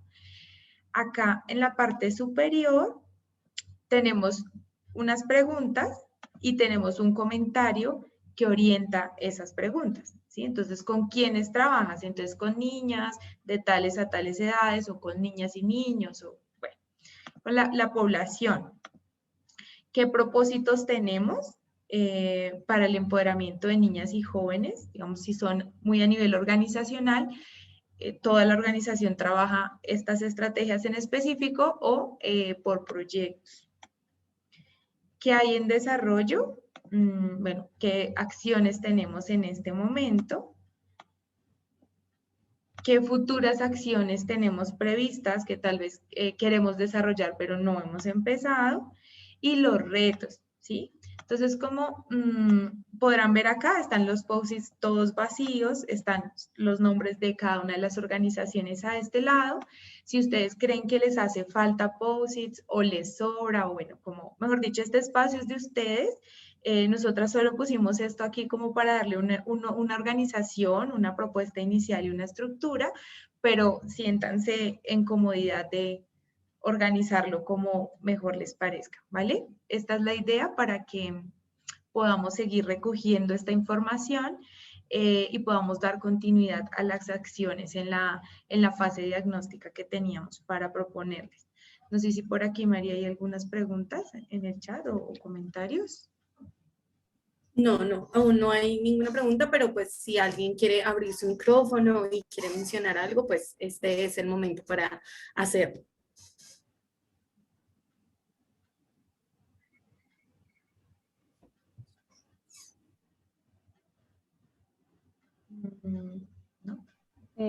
Gracias.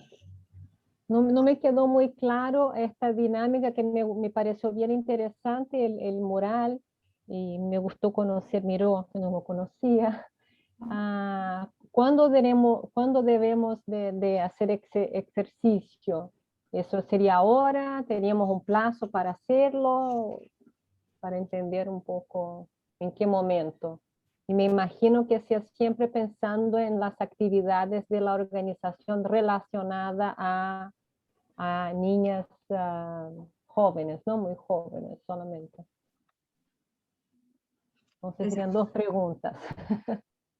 Gracias por tus preguntas, Andrea. Sí, la plataforma, el link al ejercicio va a quedar colgado en la plataforma ahora mismo.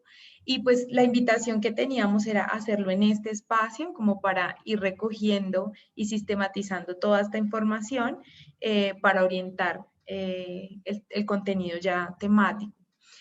Sin embargo, pues, no sé, acordémoslo aquí, ya con el cambio de agenda, una fecha para que todos y todas lo podamos completar y pues también tengamos el tiempo de disponernos a hacerlo. Entonces, no sé, Mari. Creo que habíamos acordado, perdón que interrumpa, creo que habíamos acordado en la primera reunión que tendríamos estos espacios de manera mensual, ¿verdad? Entonces, si ese fuera el caso, ¿les parece que lo tengamos completado para cada organización de aquí a 2 semanas, de manera tal que podamos, que las colegas de tiempo de juego puedan analizar la información, mapearla y poder hacer una devolución en la próxima sesión? Y 2 semanas sería, bueno, a los primeros días de julio, tal vez el 2 de julio o el 1 de julio. Sí, me parece. Entonces, pues, dejamos acá 1 de julio. Y este ejercicio, está, el enlace para acceder al sitio está en la plataforma, ¿cómo? Sí, en el IBP les dejamos ejercicios Somos, y los enlaces que acabamos de conocer con Promsex. Ahí todo el material está disponible. Y la grabación también la vamos, cuando apenas esté ya convertida, la vamos a poner, por si acaso alguien no pudo venir, la pueda consultar también. ¿Listo? Entonces, pues, antes de... Una pues, pregunta, sí. disculpa. Lo que pasa es que yo me he inscrito, pero no sabía sobre la actividad. Es primera vez que lo voy a usar. Entonces, ¿yo debo acceder a la plataforma o me llega un correo? Sería esa pregunta. Sí, Henry. Nosotros les enviamos un correíto con, si no recuerdo ahora quién de ACEP, pero con todos los pasos y una infografía para ingresar al IBP. Pero si tú quieres, ahora que nos despidamos, nos quedamos en un ratito y lo vamos haciendo para que quedes inscrito de una vez.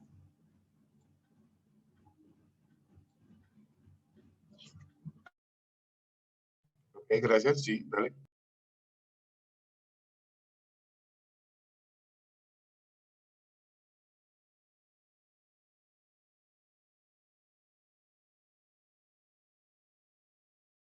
Bueno, y tal vez ya para finalizar, de pronto este ejercicio, nos parece muy valioso que podamos tener un espacio breve y pequeño de conversación para ver cómo vamos viendo el funcionamiento de estos encuentros que estamos teniendo, de la pertinencia de los temas que estamos abordando, de las metodologías que hemos venido utilizando de pronto en los encuentros sincrónicos y asincrónicos.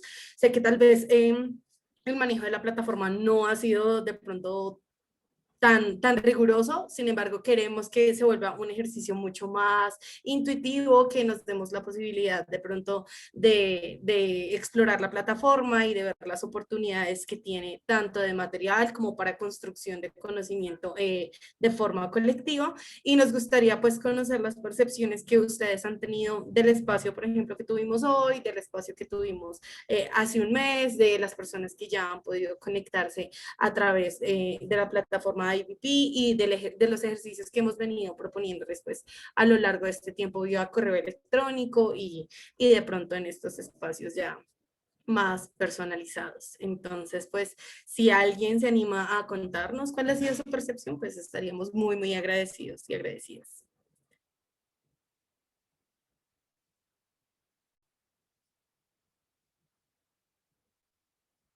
Sí, la pregunta, y más aterrizada aún, ¿les parece que aporta valor este espacio? ¿Ven que vamos por el buen camino y algún ajuste que hacer? Creo que nos serviría muchísimo conocer la mirada de algunos de los socios, los que tengan ganas de hablar, pero para saber si vamos transitando por un camino que aporta valor o si hay ajustes sustanciales por hacer.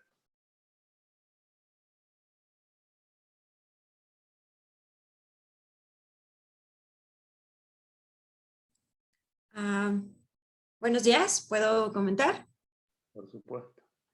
Gracias. Buenos días, mucho gusto. María Páez, desde Ciudad de México, integrándome al equipo de GENDES, Género y Desarrollo, Asociación Civil. Nosotros trabajamos desde las masculinidades, la prevención y erradicación de la violencia contra las mujeres y las niñas.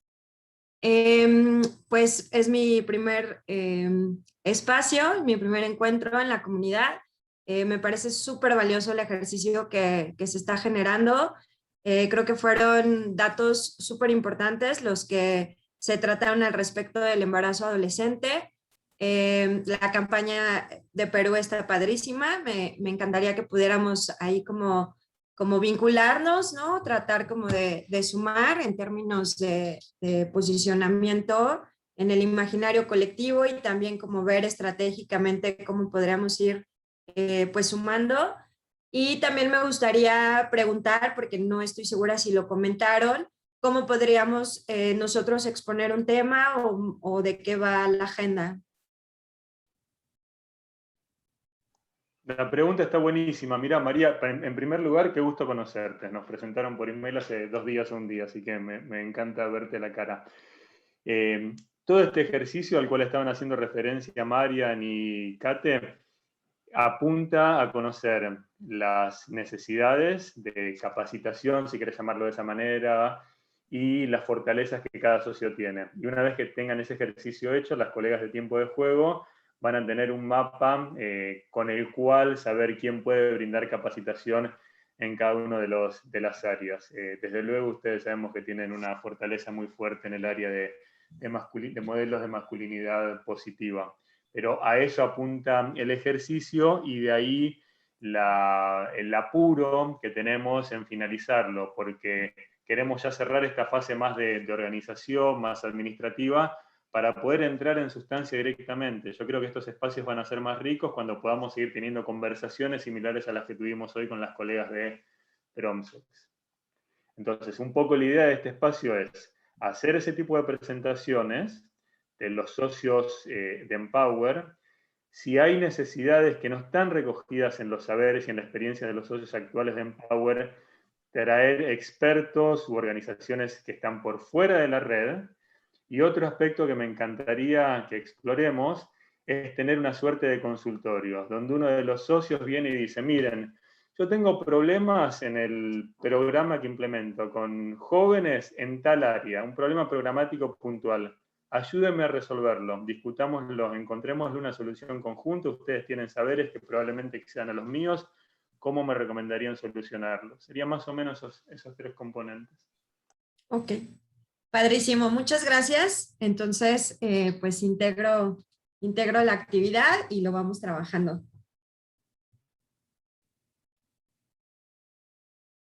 Perfecto, María, muchas gracias. Bueno, no sé, ¿alguien más le gustaría mencionar algo? ¿O vamos bien hasta este punto? Espera, dale, Pera.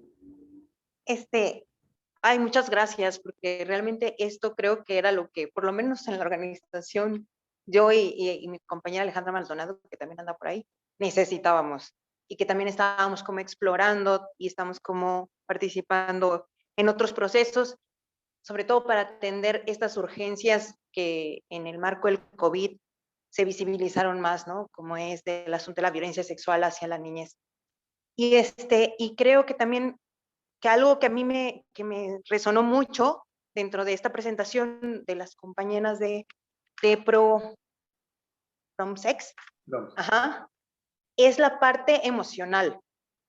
O sea, cómo atender desde que como organizaciones nosotras, cómo arropar la parte emocional, porque bueno, el protocolo es de atención clínica, ¿no? Integral, pero en Oaxaca, por ejemplo, psicólogas sexuales que atiendan niñas, pues específicamente, es muy difícil, muy, muy difícil encontrar a alguien con esta sensibilidad o especialización, pues, ¿no? Siempre son psicólogas que atienden a mujeres víctimas de violencia, pero no es lo mismo atender una mujer adolescente, joven o adulta que a una niña.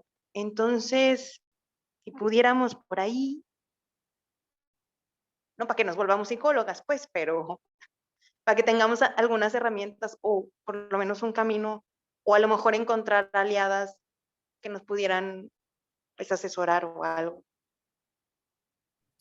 Gracias, Espera. Creo que está súper interesante eso que mencionas, porque justamente la idea de estos procesos es que encontremos herramientas para que entre todos y todas, bueno, o las construyamos o las compartamos y tengamos acceso a ellas para desarrollarlas o ponerlas en práctica en nuestro ejercicio de intercambio con las comunidades con quienes dejemos trabajo, ¿no? Entonces, creo que gran parte de ese ejercicio se va a dar un poco con lo que mencionaba Daniel de completar este tablero para justamente ver cuáles son las necesidades latentes, cuáles han sido nuestros retos y cuáles son las oportunidades o con las que cuentan otras organizaciones que también están aquí y pueden apoyar esas necesidades que nosotros tenemos, o buscar por fuera y hacer red con otras personas que tengan el saber y puedan compartirlo con nosotros. Entonces, pues, súper chévere eso que mencionas. Muchas gracias. Y creo que Andrea también tiene la mano arriba. Entonces, adelante, Andrea. Yo solamente para comentar, tratar de responder a la pregunta que hicieron, si, cómo estamos percibiendo, ¿no? la comunidad y la relevancia. A mí me parece, primero de pronto, que yo creo que vamos a entender mejor colectivamente el potencial, las dinámicas, las posibilidades de este espacio a medida que va ocurriendo, y sobre todo después de tener este panorama más claro de quién somos, ¿no? Quién está acá, los retos, las posibilidades, los deseos. Yo creo que este primer ejercicio que están proponiendo ustedes me parece muy interesante, muy necesario, incluso para después repensar cómo responder a la pregunta. Y a otro nivel, mi respuesta es sí. Yo creo que es súper positivo y necesario, aunque estemos todas y todos ocupados y con muchos proyectos, y además en el contexto de COVID. Yo creo realmente que es muy necesario pensar en iniciativas, articulaciones y estrategias a nivel regional, especialmente nosotras que trabajamos con una temática tan dura, ¿no? Tan difícil, que es el tema de la violencia sexual, de los derechos sexuales y reproductivos, autonomía reproductiva y abortamiento. Entonces me parece muy oportuna la creación de la comunidad. Bueno, muchas gracias, Andrea. Sí, efectivamente, creo que esto puede ser una oportunidad absolutamente para todos y para todas de construir conocimiento, de ver de qué forma podemos formar de alguna manera red y podemos resolver de pronto las inquietudes, o por lo menos disminuir las problemáticas que se han venido exacerbando en este tiempo y que han venido siendo evidentes. Daniel, creo que tiene una pregunta por el chat. ¿Alguno de los participantes de esta llamada no ha podido registrarse en la plataforma que aloja aún esta comunidad? Pues hace referencia a la plataforma de IVP. ¿Alguien no ha podido hacerlo? Aparte de Henry, pues que ya nos contó su caso, ¿alguien más no lo ha hecho? Pues María, creo que tú eres nueva y tampoco lo has logrado. No sé si aplica también para ti, Jair, en este caso, ¿sí? Ok, entonces el ejercicio que les proponemos es como en este momento pues ya damos, digamos que por finalizado este espacio. De verdad, muchas gracias, y podemos con los compañeros y compañeras que aún no han podido registrarse a la plataforma quedarnos unos minutos más y hacer el proceso para que sea mucho más entendible y mucho más sencillo para todos y para todas. Igual si alguien ha tenido problemas, pues pueden quedarse al espacio, pueden contactarnos a través de correo electrónico y nosotras hacemos el seguimiento que sea necesario para que ustedes puedan acceder al material y podamos empezar a interactuar también por ese medio. Yo, perdón, quiero hacer una pregunta. Bueno, en principio quiero agradecerles el encuentro, me parece que fue súper interesante y un poco no tenía mucho más para aportar de lo que fueron diciendo. Creo que sobre la práctica somos organizaciones que trabajamos algunos temas comunes, pero muy diferentes en lugares diferentes, entonces me parece que nada, iremos encontrando también cuáles son los aportes y los aprendizajes que nos irán sirviendo. Nosotros tenemos, insisto nuevamente, un inconveniente particular en general con todos, y es que nos llegan muchos mensajes de la plataforma que algunos tienen que ver con esta plataforma, o sea, con el grupo nuestro, y otros no. Entonces a mí me cuesta, es como que me llega un montón de spam. Entonces me cuesta identificar qué, a veces ni lo veo, porque obviamente con todas las cosas que me llegan diarias de spam, uno como que las nubla un poco, como que no me llega tan claro, y además como tiene toda una primera parte del nombre de la plataforma y de no sé qué, hasta llegar a que diga niñas, a veces si no entro en el mail no lo veo, y nos pasa, y lo hemos charlado, no sé, quizás hay algo ahí para marcar que no estamos haciendo bien, y no sé si les pasa a otros, pero a nosotros sí nos pasa, lo digo porque nos llega, a veces, como, creo que todos los días tengo un mensaje. Yo, de hecho, como esta es la plataforma inicial que se había armado la primera vez, que se armó un centro de prácticas, yo ya estaba asociada y ya nos venía pasando esto, entonces por ahí tengo algo mal de antes también, no lo sé. Pero bueno, no, sí me pasa eso, y lo estuve charlando con algunos compañeros que también les pasa, como para ver, porque obviamente cuando llega todo el tiempo uno pierde un poco el criterio de qué es lo importante y qué no.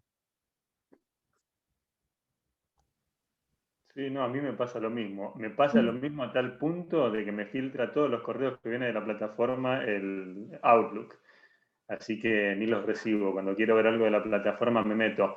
El desafío es un tema a abordar, definitivamente. Necesitamos levantarlo con los administradores de la plataforma. Nosotros no la administramos, y ver si hay alguna solución. Pero qué bueno que lo levantaste, porque yo también identifiqué ese problema. Pero sí, es algo que vamos a tener que ver. Gracias por traer el tema. No sé si me estará pasando lo mismo. Yo me registré, pero no me llega el correo de confirmación.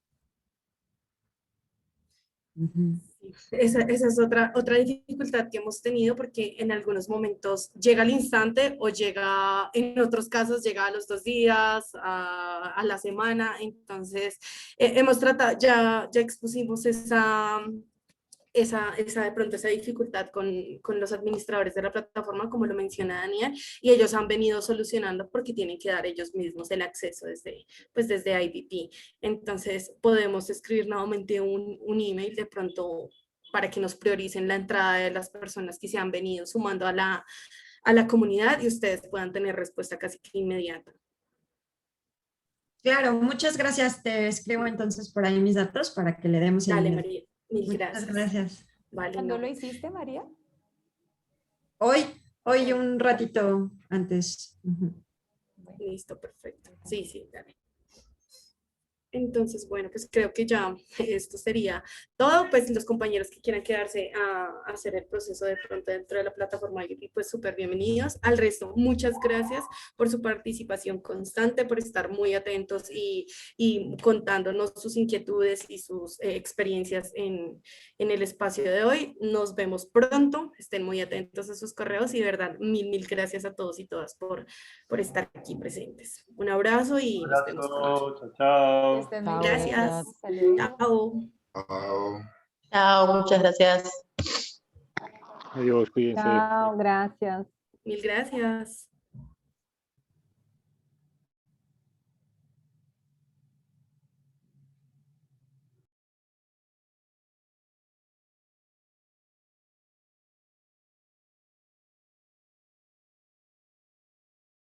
Bueno, dale, Kate, entonces ahora sí creo que nos quedamos con... ¿Se escucha mucho ruido?